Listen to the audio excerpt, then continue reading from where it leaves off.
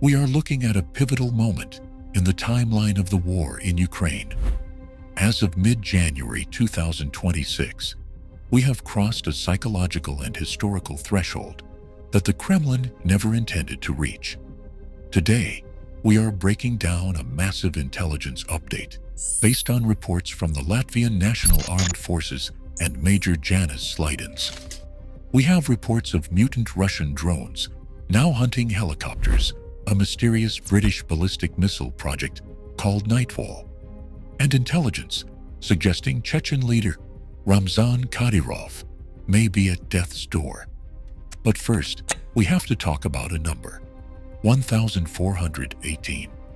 In the Russian national consciousness, the number 1418 is sacred. That is the exact duration of the Great Patriotic War, the Soviet Union's fight against Nazi Germany from 1941 to 1945. For years, the Kremlin's propaganda machine pushed the slogan, "We can repeat it," implying they could replicate the Soviet victory over fascism at will. Well, we are now at day 1418 of Putin's special military operation. The irony is staggering.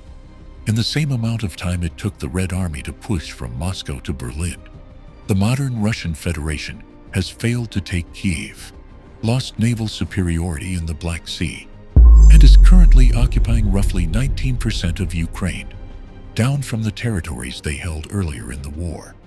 Major Slaidiņš points out a critical psychological blow here. The myth of the Second Army of the world has evaporated. The narrative of taking Kyiv in 3 days, which was prevalent in Russian information operations prior to the invasion, has morphed into a resource-grinding stalemate. The propaganda is trying to spin this by claiming they are fighting all of NATO. But the reality on the ground is that the victory Putin promised is mathematically impossible to achieve in the way he envisioned. Let's move to the technical evolution on the battlefield, because this is terrifying. We are seeing the deployment of what can only be described as mutant drones. First, there is the Garin 5. According to Ukrainian intelligence, this is a new variant of the Iranian-designed loitering munition.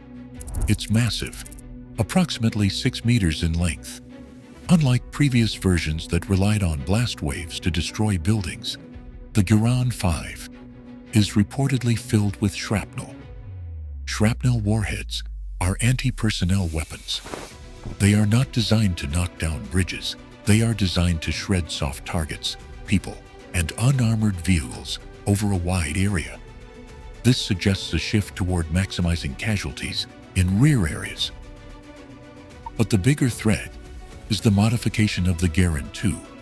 Russian forces have begun equipping these suicide drones with the 9K333 Verba system.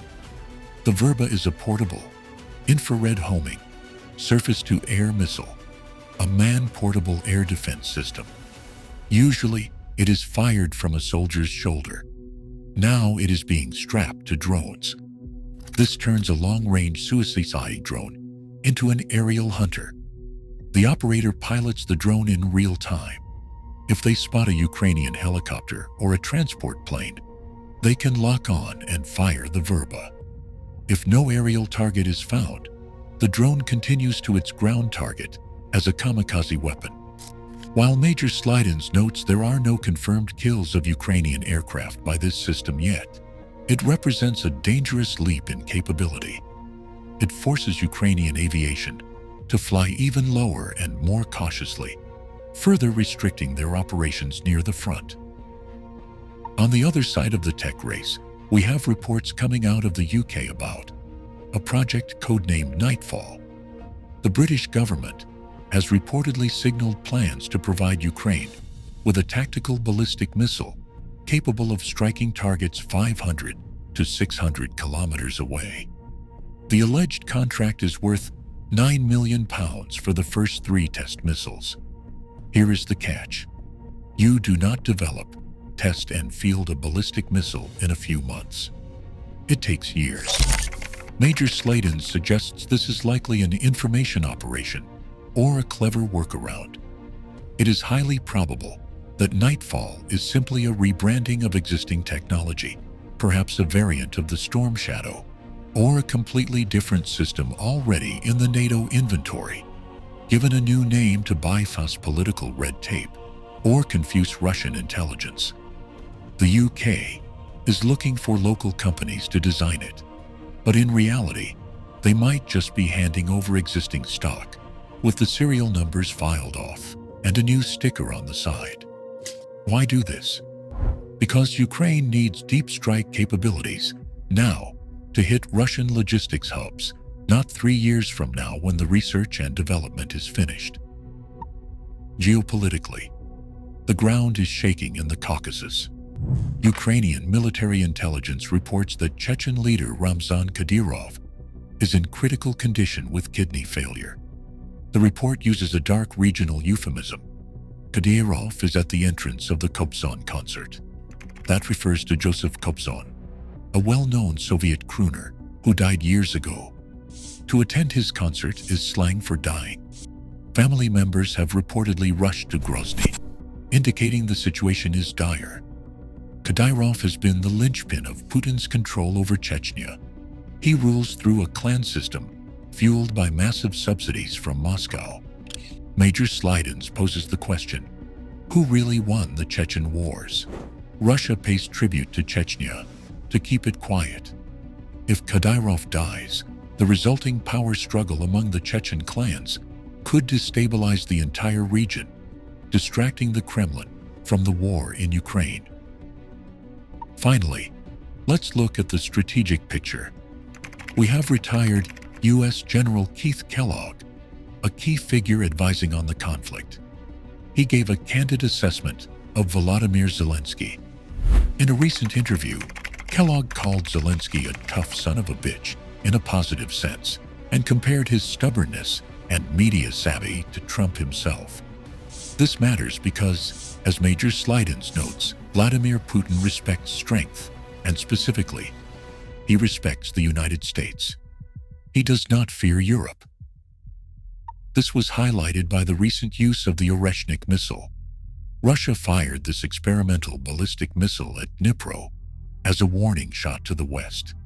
Slaidiņš describes it as an enormously expensive firework, a kinetic impactor that splits into submunitions but ultimately does damage equivalent to a standard guided bomb. It was a message, but the message received was one of desperation, not strength. It was Russia saying, "Look what we can do," while failing to achieve tactical gains on the ground in Donbas. As we look at day 1418 and beyond, the war has become a test of endurance. Russia is innovating with terror weapons like the Garin 5 and Verba-equipped drones. The West is engaging in shadow games with missile projects like Nightfall. And in the background, the health of key figures like Kadyrov could change the map overnight. The 3-day operation has become a generational trauma for Russia, lasting as long as their most hallowed historical war. The question now is, which system breaks first? Thanks for watching.